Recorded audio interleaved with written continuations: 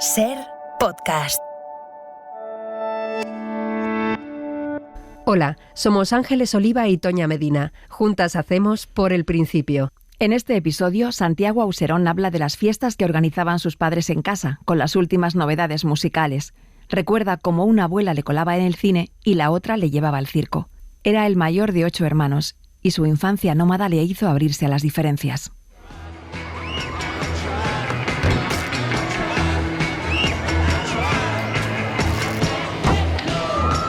Y allí en los autos de choque del Cabezo, quienes los llevaban, hacían la gestión de aquella atracción, tenían la costumbre de estrenar discos modernos, ¿no?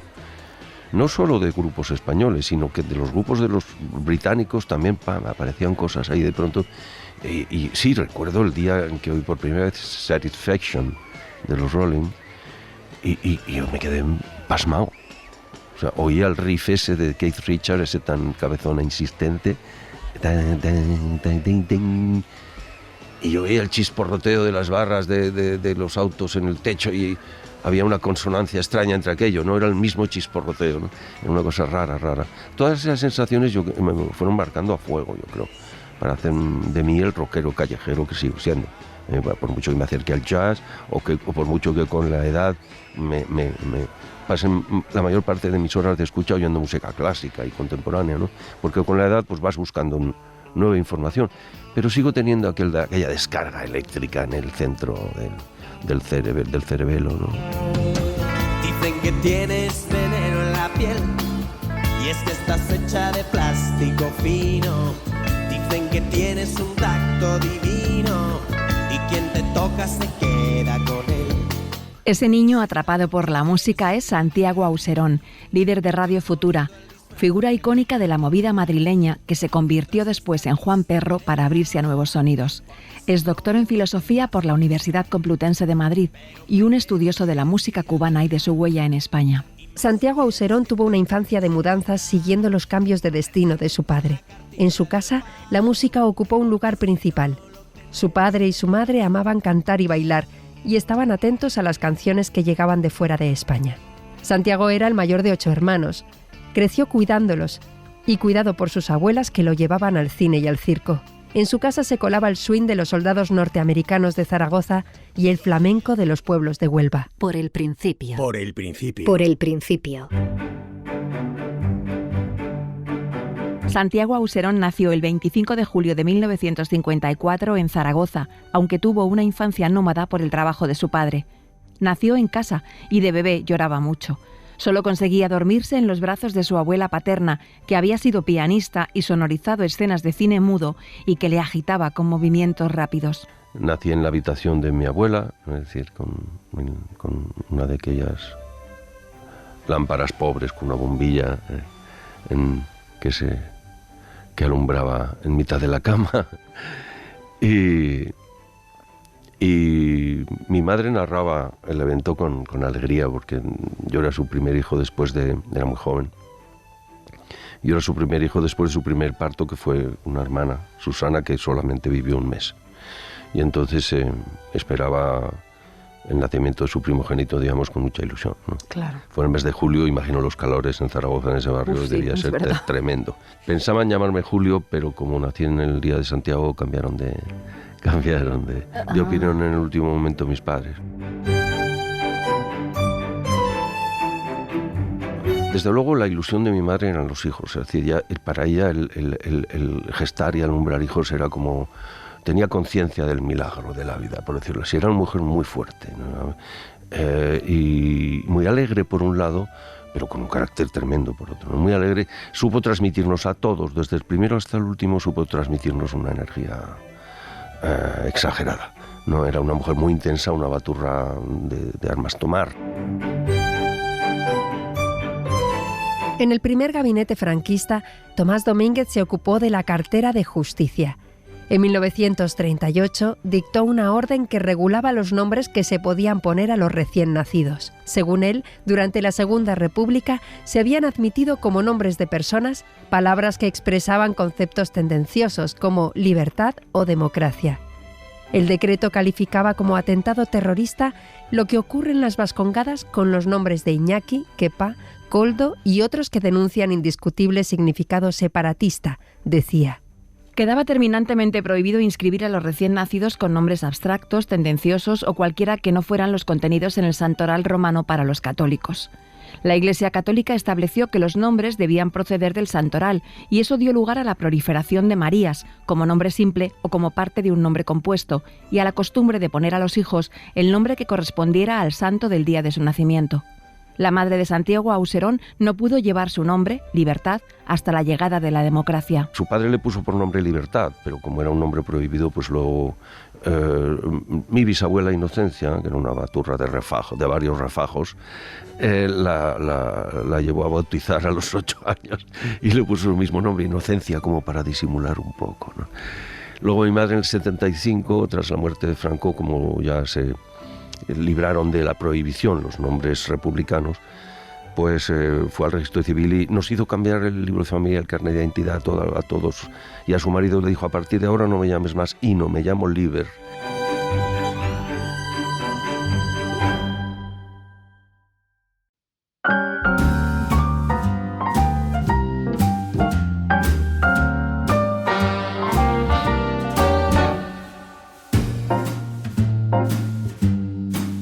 A Santiago le educaron siendo el mayor en una familia numerosa. Le prepararon para ser excesivamente consciente de las cosas desde muy pronto e intervenir como mediador entre el mundo de los adultos y los niños. Él sintió que era un niño viejo, un ser precoz en medio de una pequeña tribu de niños. Ella era muy guerrera y se ocupaba de todo, pero claro, estaba completamente desbordada. Conforme iba teniendo hijos, estaba muy desbordada. Y echó mano de mí, digamos, para asistirla en casa. Es decir, ella se ocupaba de mi educación con firmeza, pero con deseo y alegría cada vez que veía resultados, ¿no? Pero luego pues era muy exigente, es decir, desde que yo tenía 3 o 4 años pues ya me mandaba a la compra, me mandaba a hacer recaos entre las casas familiares, y cuando mis hermanos estuvieron en edad de bajarlos a la calle, algunos pues yo ya con 8 o 9 años pues me ocupaba de sacar a mis hermanos pequeños a pasear, ¿no? Y la verdad es que he cambiado muchos pañales, he preparado muchos biberones y tengo cierta experiencia yo también en la crianza sin haber tenido hijos. La madre y el padre de Santiago Auserón amaban la música, cantaban boleros a dúo y la madre entonaba muy bien. Se habían conocido haciendo zarzuelas como aficionados. En la radio de la casa escuchaban los programas de zarzuela, con un repertorio que ella se sabía de memoria, a la perfección. Años más tarde, ya con la televisión, ponía a todos los hijos a practicar los pasos de moda, con el programa musical que se emitía todos los días a las 2:30, justo antes de comer. Tuvo siempre una energía desbordante, a veces amenazadora, es decir, era muy, muy alegre, muy divertida. Siempre estaba organizando líos entre los hermanos, nos ponía a bailar delante de la tele en cuanto empezaron a salir los grupos yeyés en los programas de televisión, en el musical 1435, y nos ponía en fila de mayor a menor o de menor a mayor y nos hacía imitar a las Go-Go Girls que salían por la telera, ella la primera, ¿no? Porque era súper moderna, era muy guapa, llamaba la atención. Mi madre con 30 años era una mujer guapísima. Pasaba largas horas, le gustaba mucho el palique hasta altas horas de la madrugada, contar sus historias y escucharla de sus hijos. Y opinaba sobre todo. O sea, con las primeras novias quería saber de todo. Y, con los estudios, con las discusiones ideológicas también eran muy fuertes, ¿no? En los últimos años del franquismo.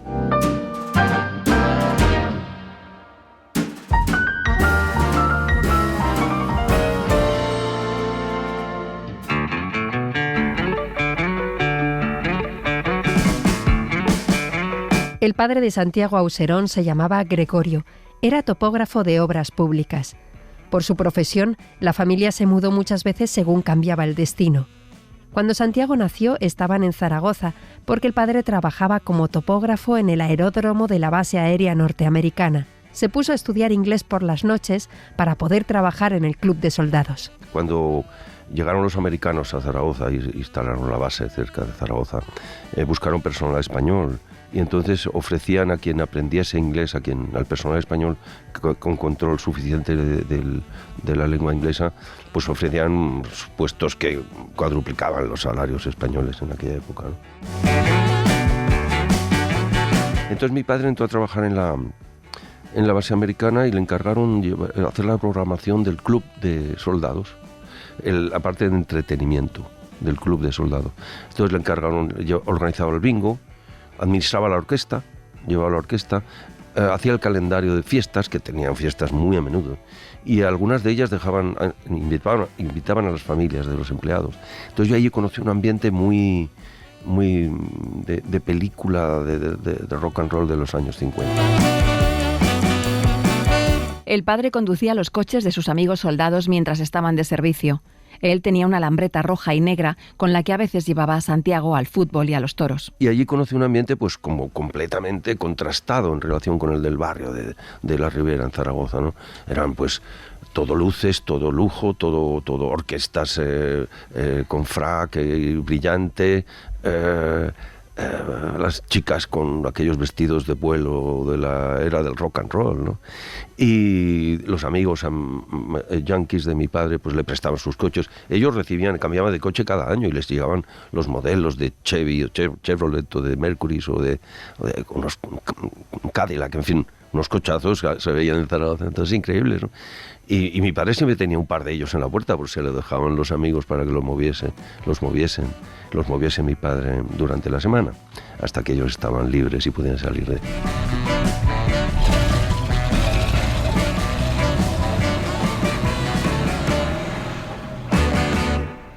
Por el principio, Santiago Auserón, Cadena SER. ¿Pero vosotros dos qué hacéis aquí? Nada. ¿Íbamos al baño? Sí, claro, los dos juntos. ¿Estabais espiando cotillas? ¿No podemos pasar un ratito? Ni hablar. Es muy tarde y hasta ahora los niños duermen. Venga a la cama. No vamos a molestar, de verdad, solo un poco. ¿Que no? Antes ya habéis dado las buenas noches. Venga a la cama. Yo tengo sed. Ah, pensaba que ibais al baño. Sí, las dos cosas. Ven conmigo a la cocina por un vaso de agua y tú, Goyo, a la cama. Yo también tengo sed. No puedo con vosotros, ¿eh? Iros a la habitación y ya os llevo yo el agua. Cuando la familia pudo, se trasladó a un piso cercano al de la abuela, en un barrio del centro, lleno de tascas, con un ambiente un poco sórdido, como de novela realista del 19, que contrastaba mucho con el ambiente que se vivía en casa, con música y fiestas los fines de semana. El padre de Santiago Auserón era un gran difusor de la música y del baile. Bailaba muy bien y admiraba a sus amigos, los soldados americanos negros, que se movían de una manera que a él le hacía reír y trataba de reproducir sus gestos. Cambiamos a un piso más moderno, luminoso, ya con otro nivel y tal, y en casa eran las fiestas de los amigos americanos. Y toda la semana habría bronca en casa. La principal ventaja de todo ello fue que los amigos yanquis traían a casa los discos que llegaban con regularidad, todo lo que iba saliendo llegaba en semanas a Zaragoza, ¿no? Y sonaba en algunos bares, en algunos clubs, pero sobre todo en mi casa se oían de continuo. O sea, teníamos colecciones estupendas de Duke Ellington, de Louis Armstrong, de Ella Fitzgerald, de Nat King Cole, tanto el repertorio en inglés como el repertorio en español, que eso fue muy influyente en mi casa, aquellos boleros de Nat King Cole cantados en español. Aquellas fiestas duraban hasta altas horas de la madrugada y además de los yanquis acudían futbolistas famosos y gente conocida. Los niños lo escuchaban todo desde su habitación y cuando podían se acercaban a la puerta del salón y miraban a través del cristal opaco los movimientos extraños de los bailes de aquella gente. Los chiquillos, en aquella época ya sabíamos que existía el rock and roll. Habíamos oído decir por la radio que había unos melenudos en Liverpool que cuando tocaban en Alemania montaban un lío que la gente destrozaba las butacas, ¿no? Y se hablaba de ellos con reparo en la radio española, ¿no? Se decía que aquello podía ser el origen de una debacle para la juventud, como así fue.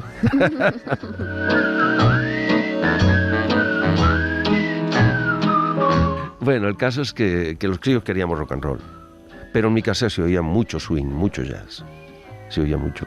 Y yo creo que eso pues nos fue calando, y a pesar de nuestra voluntad de rockeritos de la calle, que íbamos buscando las máquinas de discos, no nos dejaban entrar en los billares porque no teníamos edad, pero nos quedamos en la puerta y siempre que podíamos izar un duro de la compra, nos íbamos a la puerta de los billares y esperábamos que un gacho con patillas y pantalones de campana se pasase por ahí y le decíamos, toma, ponme el número no sé cuántos, ¿no? Muy a menudo pedía el 19 Nervous Breakdown, la 19ª crisis nerviosa de los Rolling Stones, sí, no sé por qué.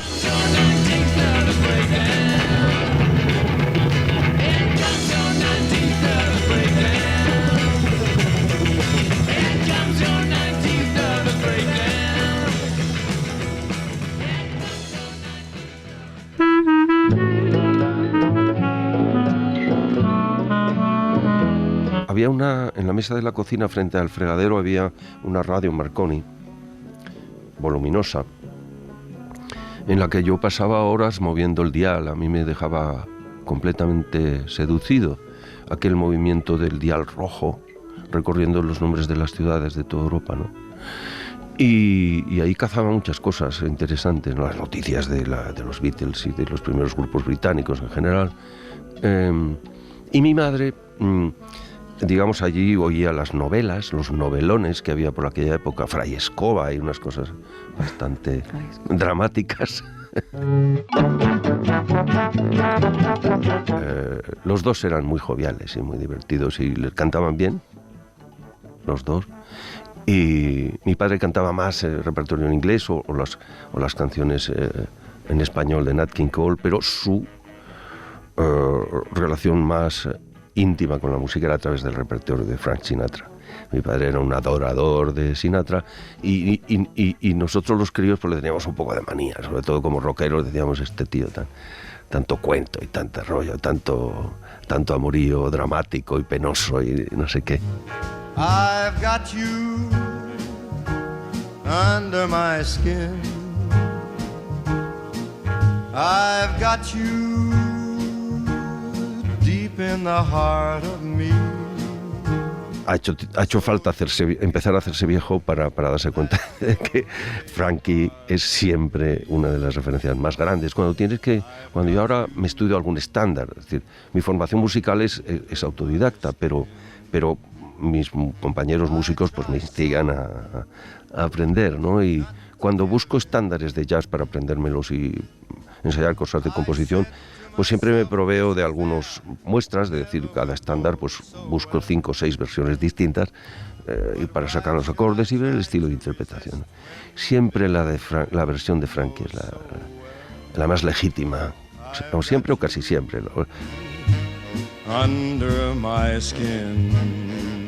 Y mi madre cantaba muchos boleros, cubanos y mexicanos. De modo que cuando muchos años después viajé a Cuba por primera vez, llevaba ya un bagaje. Me sabía muchas cosas que se cantaban en casa. Mi padre también cantaba algunos boleros, ¿no? Los dos cantaban muy bien.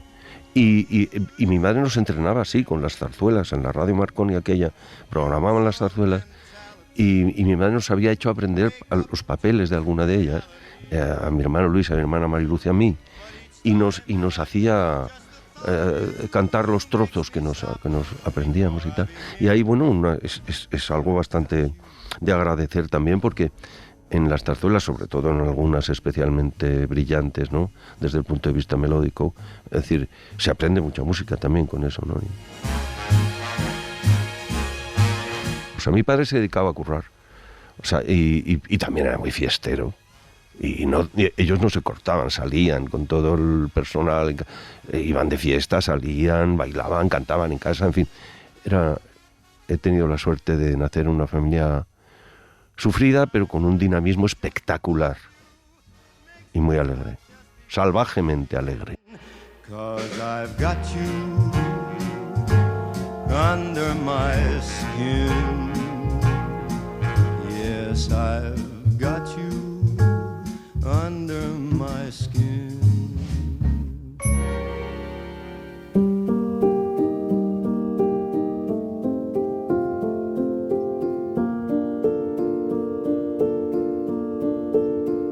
pues yo nací todavía en casa, en la casa familiar, en casa de mi abuela materna. Y aquella casa pues estaba marcada por la tristeza de la pérdida del abuelo, del marido de mi abuela, que fue fusilado en el año 36, al comienzo de la guerra. Y había siempre un ambiente un poco difícil en aquel vecindario, ¿no? Era un barrio pues trabajador y algo sombrío. A mi abuelo, al parecer, lo denunció un vecino que tenía una carnicería y al cual mi abuelo, que era electricista, le había hecho la instalación frigorífica. Y al parecer se decía en casa que por quitarse de en medio la deuda, él lo denunció y lo fusilaron en unos días, ¿no? Y entonces mi madre tuvo que hacer frente durante años a una calle hostil. Y la llamaban la Veneno, imagínate el swing que tenía la señora, ¿no? Ella contaba muchas cosas, que se iba al mercado central a recoger la fruta desechada de los fruteros que se la guardaban ya para llevarla a casa. Que la mujer del carnicero la llamaba por la calle para darle a escondidas carne. Para expiar la culpa. Para expiar parte de la culpa de su marido. La pobre ella no tendría ninguna culpa.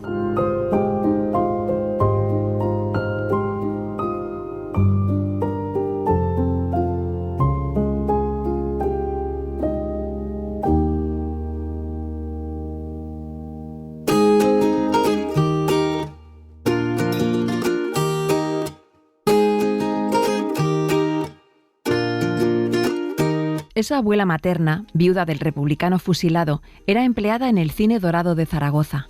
Pertenecía al equipo de acomodadores. 2 hermanos suyos trabajaban allí y ellos la metieron. Ese trabajo le sacó de las dificultades de la viudez.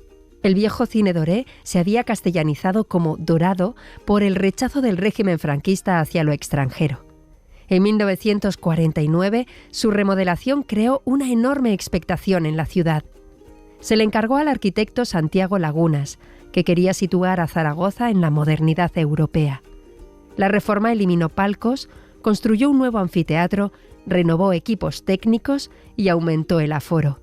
Lo que más llamó la atención fue la nueva decoración completa del local. Santiago Lagunas, junto a Fermín Aguayo y Eloy Jiménez, habían fundado en 1947 el Grupo Pórtico, pionero en España en la recuperación de la pintura abstracta tras la Guerra Civil. Llevaron el colorido y las formas abstractas al cine dorado, y aquello generó incomprensión, pero también muchos admiradores. El Grupo Pórtico era parte de una minoría cultural que apostaba por el arte de vanguardia en una Zaragoza gris como la posguerra. El boceto del anfiteatro y la pantalla son obras que forman parte actualmente de la colección del Museo Reina Sofía. Santiago Auserón entraba en aquel cine con su abuela por la puerta de atrás y con 4 o 5 años veía gratis películas de mayores. El sonido amplificado en la oscuridad le causó una impresión más grande que las imágenes de la pantalla. Después en casa intentaba repetir las rancheras de las películas mexicanas. Imitaba los diálogos y las canciones cuando jugaba con sus hermanos. Cuando había alguna película que ella juzgaba que a pesar de no ser para menores, pues yo podría ver, me llevaba con ella y me escondía en el patio del cine, que para mí era una sensación como de entrar en un lugar iniciático, porque estaba lleno de plantas de interior, o sea, semi-interior, pero olía muchísimo a menta o a hierbabuena, ¿no? Y era un olor que para mí era como la preparación iniciática para luego entrar en la oscuridad y ver cosas alucinantes. Cuando se apagaban las luces, entonces mi abuela me metía en el cine y me sentaba en la última fila. Y desde allí pues yo empecé a ver, pues yo qué sé, las películas que más me fascinaban, ¿no? Sobre todo las rancheras mexicanas y las películas de pistoleros, claro. Y bueno, pues la verdad es que me impresionaban mucho, pero más que las imágenes, a mí me impresionaba el sonido de la sala de cine, el ver amplificada las palabras, los diálogos, la música son animando las escenas en la oscuridad, es decir, era eso, y luego los discos me llenaron la cabeza de vibraciones.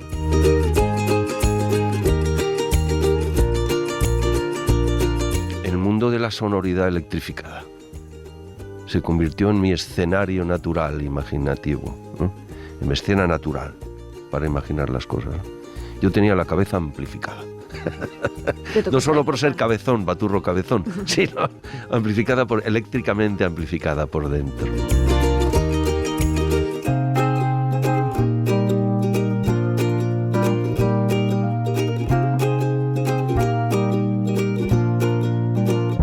Por el principio, Santiago Auserón, Cadena SER. Santi, dile a tus hermanos que aquí hay sitio. Vamos donde está la abuela.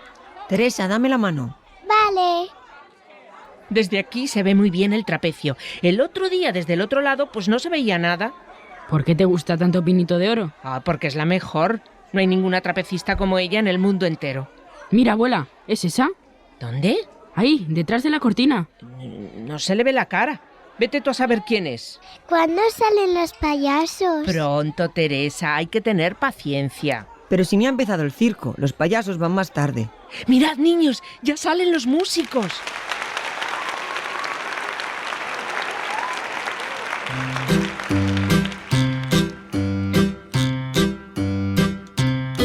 La abuela paterna de Santiago, Pilar, juntaba a los nietos y los llevaba al Parque del Cabezo, a alquilar bicis o a montar en los autos de choque, y también a la feria o al circo. Sí, ella los agarraba y se llevaba a todos los nietos como una recua de ganado por todo Zaragoza. Es decir, nos llevaba al cine, nos llevaba al circo, a ella le entusiasmaba el circo.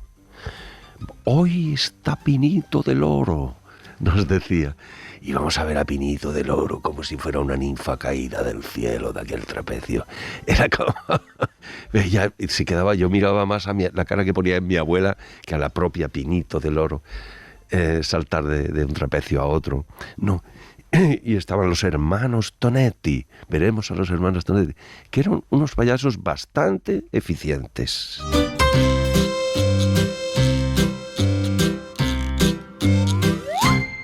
Los hermanos Tonetti fueron los payasos más conocidos en España en la segunda mitad del siglo XX.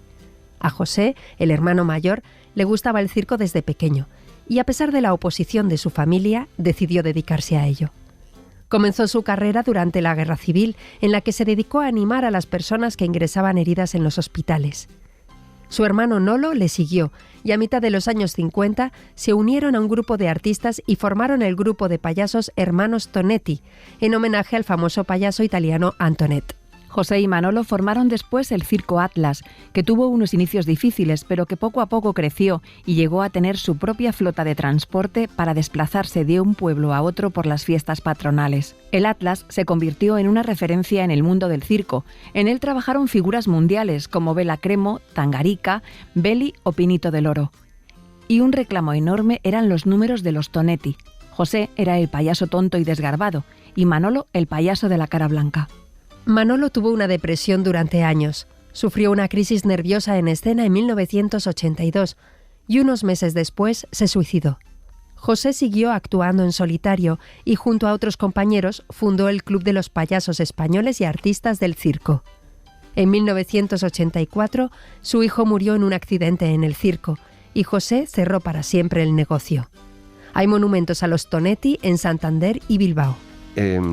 Pero el circo en particular me daba miedo. Prefería ir al cine o, sobre todo, a la feria. La feria ya me daba miedo. Y eso que en la feria había cosas grotescas, ¿no? También como seres deformes, ruido continuo. Pero estaban las canciones populares sonando en todos los sitios. Y en particular en los autos de choque, no en la feria, en el Parque del Cabezo, que está muy cerca, que estaba enfrente, a donde íbamos a alquilar bicicletas, y eso sí que me gustaba. Alquilar bicicletas y recorrer el parque en bici.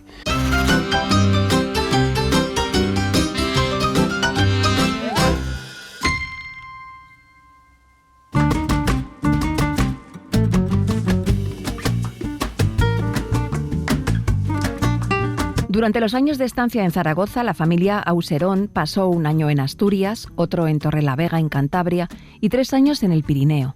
Fueron 3 inviernos en la nieve que se le hicieron muy largos a Santiago. Vivían en Col de Ladrones, en una casa frente al cuartel de la Guardia Civil, e iban a la escuela del cuartel.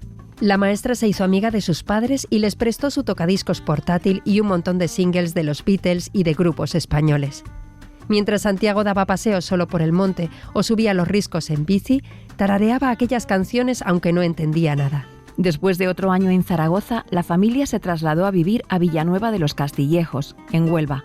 Allí, Santiago Auserón conoció otros acentos y otras músicas que le sonaban a nuevo. En la terraza del casino se reunían chicos y chicas dando palmas y cantando fandangos y sevillanas. Y con ellos yo aprendí, viniendo de Zaragoza con 13 años, me encontré con el compás flamenco de pronto. Ellos, los chiquillos, pues se sentaban a tocar palmas, tocar la guitarra y tal, y yo no sabía desenvolverme allí. Yo venía con algo de rock and roll, pero para el compás flamenco no estaba, era un payo negado, ¿no?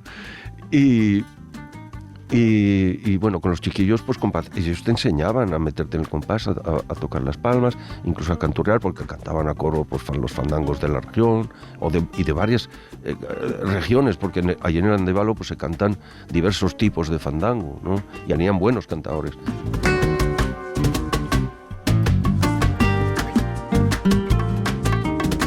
En Castillejos todos los días al atardecer sonaba música por los altavoces callejeros del cine para llamar a la gente. En cuanto sonaba la señal, la gente dejaba las tareas y se arreglaba para salir. Sonaban los temas de Ennio Morricone, valses sudamericanos, sevillanas y también las novedades de los Beatles. Y bueno, también era un lugar musiquero por excelencia, ¿no? Desde el cine, en el cine se estrenaban también, por los altavoces del cine, se estrenaban las novedades. Paco, el del alcalde, compraba con su primo Víctor los últimos discos y estrenaban allí lo que son los discos de los Beatles y nosotros, mi hermano Luis y yo, juntábamos la propina de los domingos para comprarnos los singles pues, que ellos no estrenaban, ¿no? Los Stones no sonaban en el cine, sonaban en mi casa. Y otros grupos británicos, así como varios grupos españoles. Allí fue una adolescencia luminosa en aquel pueblo, ¿no?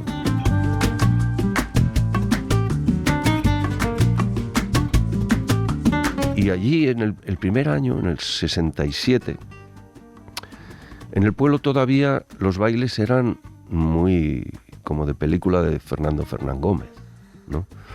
Bailes pues con un tío que tocaba la caja, un tío que tocaba un saxofón y pasodobles y tal. Y tanto mayores como chiquillos, pues era pasodobles, ¿no?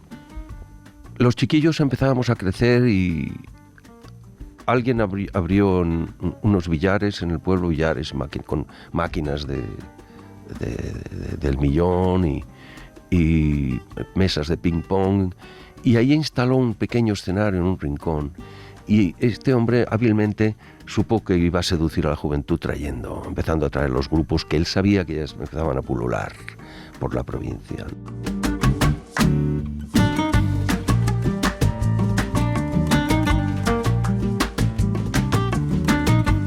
Al pueblo empezaron a llegar grupos modernos para las fiestas, en vez de las orquestillas de baile. En un escenario de los billares, donde no iba la gente mayor, los grupos tocaban para los chiquillos. Santiago y sus amigos se aprendían sus nombres y les pedían cigarrillos. Con esos grupos de los pueblos cercanos iban conociendo las nuevas canciones y luego buscaban los discos. Y allí vimos los primeros grupos cara a cara. Tuvimos una guitarra, un bajo eléctrico delante de las narices por primera vez, ¿no? Y vimos cómo sonaba un amplificador y cómo correspondía un micrófono, ¿no? Y allí pues empezaron a pasar grupos, los solos de Isla Cristina. Del pueblo de al lado de San Bartolomé de la Torre venían los olímpicos, que traían unos trajes hechos como de tela de cortinas, con los pantalones con unas franjas rojas a los lados, que se veía que se los habían cosido sus madres horas antes. Y una vez vinieron el grupo mítico de Huelva, que eran los Keys, las llaves, los Keys.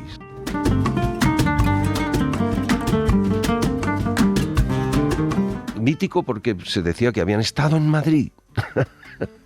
Y es cierto, habían tocado en un club madrileño unos días.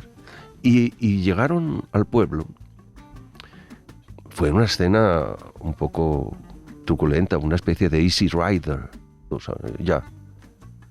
Y los viejos de la Plaza del Pueblo no les gustó el aspecto de cuando salían del autobús aquella gente.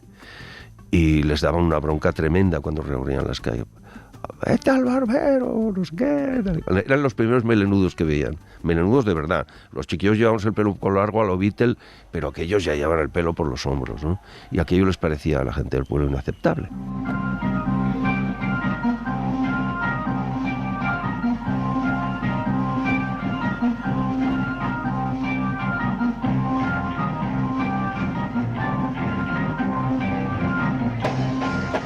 A los Kiss les abuchearon y les tiraron piedras cuando cruzaban la plaza, por sus pintas.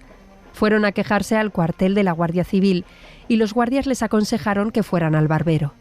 Santiago y sus amigos les seguían a todas partes. Ellos tocaban en la mítica Pista Azul, que todavía existe pero ahora está cerrada, a donde todavía no nos dejaban entrar, porque no teníamos la edad. Pero siempre había un familiar, la hermana pequeña de la casa, que nos colaba en cuanto su padre se despistaba de la taquilla, y ella nos colaba y nos hacía entrar por el patio y entrábamos a verlo, al baile. Y en este caso el día de los Kiss nos costó mucho. El primer día no los pudimos ver, estuvieron 3 días en ferias y por fin nos colamos. El padre de Santiago les había comprado un tocadiscos portátil y les traía discos. Aquel día sus padres habían ido a hacer la compra a Sevilla y de allí traían el nuevo de los Beatles. Y nos trajo ese día mi padre el Get Back de los Beatles, recién estrenado. Y me acuerdo que nos subimos a la Plaza del Pueblo para quedar con los amigos, según la costumbre cuando alguien tenía un single nuevo. Quedamos en la Plaza del Pueblo para oírlo. Y pasó Feli, el organista de los Kiss, que había sido también organista de los solos de Isla Cristina. Y nos dijo, a ver, ¿qué es eso? Y oyó pusimos el Get Back y inmediatamente dijo, vamos a la pista, que está ensayando el grupo. Y nos metió discutiendo con la familia que llevaba. No, que tienen que entrar, que tenemos que oír esto. Nos metió al escenario, pararon la prueba, pusieron de nuevo en el escenario el Get Back de los Beatles. Y el guitarrista entonces de los Kiss era Pepe Roca, que luego ha sido cantante de Alameda durante muchos años, y es todavía cantante de Alameda, según creo.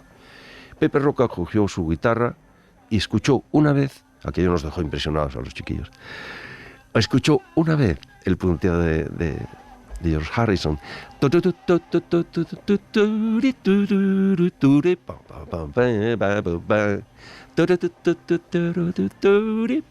Bueno, lo oyó una vez y lo reprodujo, y aquí nos dejó a los chiquillos impresionados.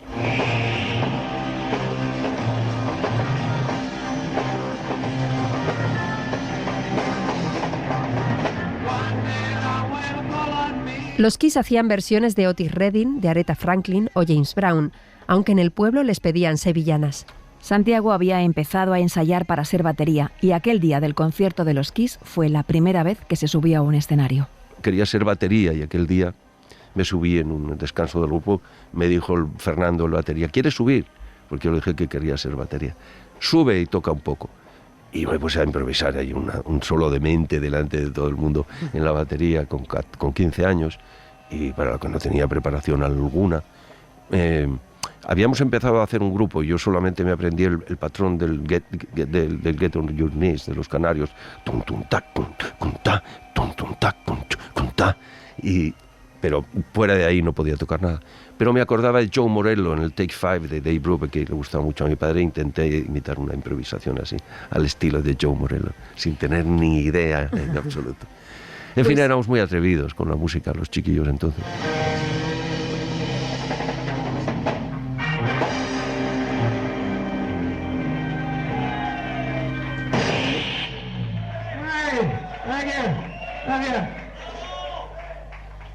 Por el principio, Santiago Auserón, Cadena SER. Santiago empezó a trabajar como aprendiz de delineante a los 15 años, porque veía las dificultades que atravesaba una familia de 7 hermanos. Era la misma empresa en la que entonces trabajaba su padre, y allí estuvo 10 años. En los ratos en los que había poco trabajo, tanto su padre como el ingeniero jefe le animaban a estudiar. Entré como delineante de la construcción a los 15 años, sí, ahí en la misma empresa en que trabajaba mi padre. Y como, bueno, pues aprovechaba los ratos, ya no podía estudiar allí con el maestro del pueblo, don Manuel, porque don Manuel me dijo con gran honestidad, me dijo, oye, para ser maestro no hace falta más que el bachillerato elemental. Y cuando empecé hice quinto y sexto, pues me dijo, yo te puedo ayudar si quieres a estudiar contigo, pero yo no te puedo dar clase de esto. O sea, decir, porque yo no lo he estudiado. Y entonces yo me preparaba solo, y en la oficina, de los 15 a los 17, digamos, pues me daban mucho cuartel, la verdad, en la empresa, para que cuando no había un trabajo acuciante, pues yo pudiese abrir los libros y estudiar en el tablero de delineante. Sobre aquel tablero de delineante leyó Santiago Auserón las obras completas de García Lorca y junto a sus amigos montaron un espectáculo con poemas de Federico, cantados por ellos. Y entonces, como yo estaba muy exaltado con Lorca, con algunos amigos de la puebla, imaginaos, ¿por qué no hacemos un homenaje? Pero en aquellos años, representar, por ejemplo, el romancero gitano todavía estaba censurado. Había que pedir permiso gubernativo. Y en el pueblo nos saltamos todos los permisos y todo. E invitamos ya con algo de sorna al párroco y al sargento de la Guardia Civil y les reservamos asiento en primera fila. Pero ellos vinieron ni cortos ni perezosos y aplaudieron como descosidos el romancero gitano interpretado por nosotros, ¿no? En el que la Guardia Civil no siempre sale airosa, ¿no?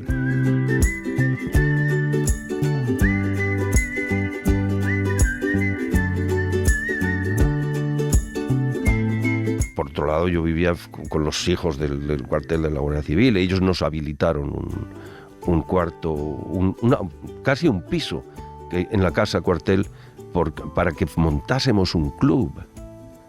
Montásemos un club cultural allí en la casa, en el cual, y éramos vecinos, en fin, había una convivencia familiar. Hubo un momento en que la gente entendió que el porvenir se acercaba y que había que ser tolerante antes de que lo permitiese incluso la censura. Y hasta la Guardia Civil toleraba, es decir, nos pillaron panfletos venidos de Cuba y tal, en el club social aquel venidos de discursos de Fidel y del Che y no sé qué, panfletos por los cuales hubiéramos podido ir 3 añitos a Chirona. Y el guardia padre de uno de nuestros amigos, que no nos hagáis esto, hombre, sí, tirar eso a la basura porque os vais a meter en un lío, ¿no?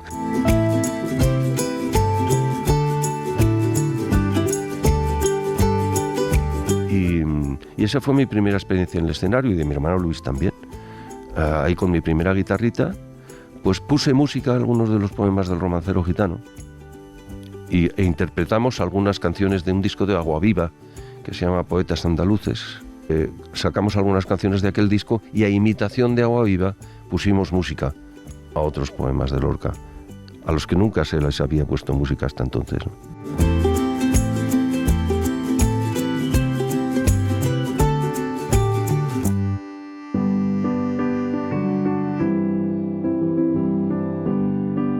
En aquella mesa de delineante descubrió también Santiago Auserón la filosofía.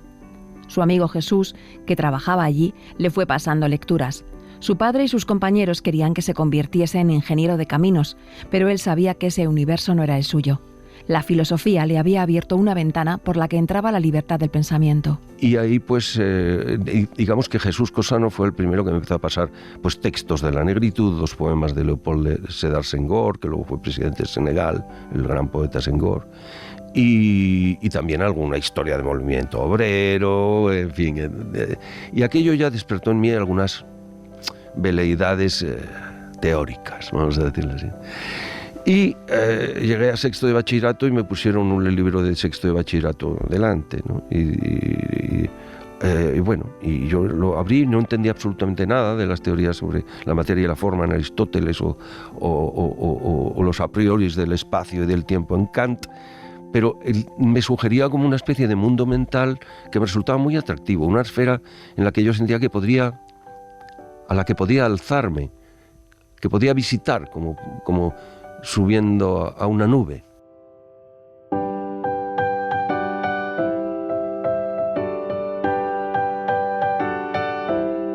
Y en la cual yo me sentía cómodo, extrañamente, alejándome de lo cotidiano en ese mundo de nebulosa mental, yo me empecé a sentir cómodo. Así que, con mucho disgusto de mis padres, que querían que yo estudiase para ingeniero de caminos, canales y puertos, y me quedase a trabajar en la propia empresa me ofrecía el financiar la carrera, incluso de ingeniero, si yo me convertía en un directivo de su empresa, ¿no? Pero no sé, para mí, ya una vez en la nube de la filosofía, pues todos los caminos, canales y puertos de la geografía española me parecían poca cosa. Ya no interesaba. Y mis padres se cabrearon bastante cuando les dije que me iba a meter en filosofía.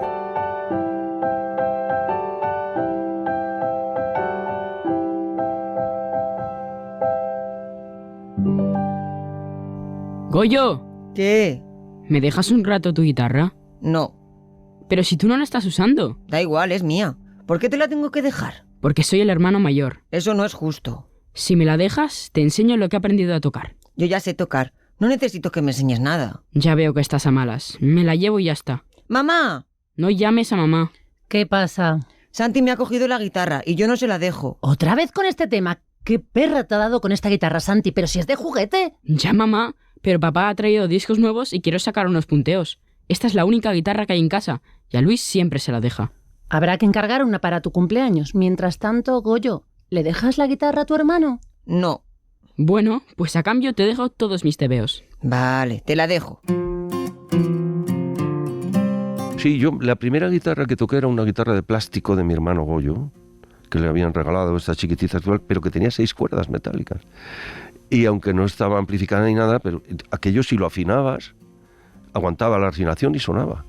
Entonces lo primero que hice fue copiar unos punteos de Eric Clapton, de un disco que nos trajo mi padre de Madrid, del Wheels of Fire, Ruedas de Fuego, de los Cream. Y yo copiaba los punteos de Sitting on the Top of the World o de Crossroads, de algunos de esos blues legendarios que hacían los Cream. Eso es lo primero. Y luego ya un vecino de la misma calle, Lepe, me dejaba agarrar su guitarrita española de vez en cuando iba a su casa. Él había sido también maestro de escuela y me había dado clase, Luis.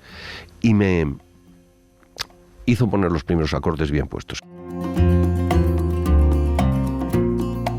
Gracias al cielo, he tenido siempre a mi lado gente que sabe tocar mucho mejor que yo la guitarra.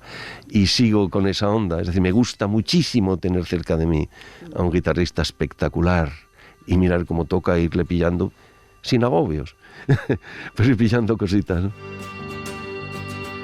Ya se retira el sol y los hombres acechan, sentados a la puerta del bar. Las parejas se van. En Castillejos había 3 personajes famosos que se caracterizarían como deficientes mentales o alguna, en fin, no sabría cuál es la expresión correcta. Entonces se les llamaba los tontos del pueblo, de la manera cruel característica de nuestra querida Iberia. Dicen que siempre cuentas la misma historia. Y luego estaba Simón, que era toda una figura, era un hombre alto, rapado, con chaqueta y pantalón grises hechos a retazos, con trozos de tela de otros colores. Y este hombre, Simón, llevaba una carretilla, llevaba una gorra de visera y llevaba siempre una carretilla y iba de un lado a otro del pueblo como porteador. La gente le encargaba, llévame esto a no sé dónde, llévale esto acá, bájame una lavadora de la tienda. Y Simón hacía los recados con la carretilla, ¿no? Pasos hacia la calle. Entonces, bueno, sí es verdad que me inspiré del nombre de Simón, que me resultaba muy sonoro, y el personaje, pero no solo eso, sino también, pues yo a lo mejor cogí un poco rasgos líricos, vamos a decirlo así, de todos esos personajes, a imitación del neorrealismo italiano. Arde la calle al sol de poniente, hay tribus ocultas cerca del río. El nomadismo de su infancia ha dibujado en Santiago Auserón una sensibilidad que le ha hecho valorar durante su vida las zonas fronterizas y a explorar y disfrutar las diferencias. Sin duda, la movilidad de mi infancia de obra en obra y de norte a sur, de una esquina a otra de la península, me formó el carácter y para mí luego el pasar en Radio Futura a viajar en una furgo, a pasar la vida viajando y conociendo Españas tan distintas, sin parar, pueblos y ciudades, y volviendo a ellas cada cierto tiempo y viendo cómo cambian los pueblos y las ciudades a lo largo de las décadas en nuestras tierras, ¿no? Eso para mí está siendo todavía un aprendizaje que me deja boquiabierto. Probablemente a eso es a lo que el Radio Futura le llamaba la escuela de calor, ¿no? La escuela del viaje, del nomadismo musical, que sigo practicando de una manera impenitente, es decir, no puedo estar mucho tiempo ya en ningún sitio. No.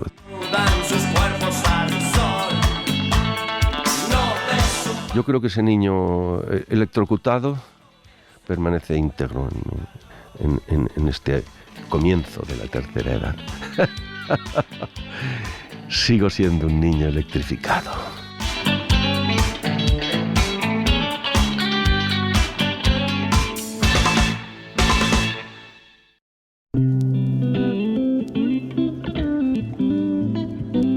Por el principio, Santiago Auserón. Dirección, realización, guión, montaje y locuciones, Ángeles Oliva y Toña Medina. Producción, Matilde Suárez. Técnico de grabación, Juan Carlos Fernández García y Julia García. Interpretación, Eli Zapata, Chupi Llorente. Con la colaboración especial de Gerard Merino, Valero Abanades y Petra de Miguel.